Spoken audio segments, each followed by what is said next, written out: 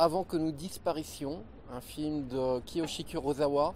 On en attendait beaucoup parce que Kiyoshi Kurosawa, c'est ce réalisateur japonais qui est capable de retranscrire mieux que tous les autres une atmosphère purement nippone, purement japonaise, empreint de fantastique, voire de science-fiction. C'est un réalisateur qui avoue qu'il a été, comme beaucoup d'autres réalisateurs, très inspiré par David Lynch et notamment par Twin Peaks.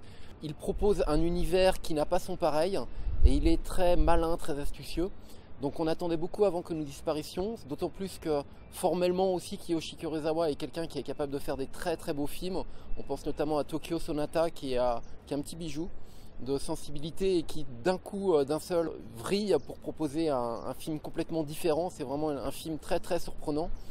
Donc Kiyoshi Kurosawa, un grand réalisateur qui jusqu'à présent n'avait pas eu les honneurs qu'il méritait d'avoir peut-être à Cannes. Il avait déjà été en sélection à certains regards, mais pour des films qui n'étaient pas forcément ses meilleurs. Cette fois, il est de nouveau sélectionné en sélection à certains regards, et malheureusement, ce film est très bon, il est très sympathique. Sur le fond, il est intelligent, il est brillant, même en termes de science-fiction. C'est vraiment un film de science-fiction renouvelé avec une intrigue pas lynchienne, mais très, très intéressante, très finement amenée. Par contre, la forme n'y est pas.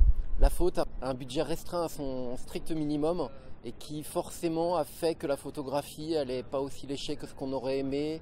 Le jeu y est, c'est sûr, la forme elle est pas mauvaise, mais pour que le film ait une autre dimension, il aurait fallu un autre écrin. Mais c'est un film de toute façon à voir.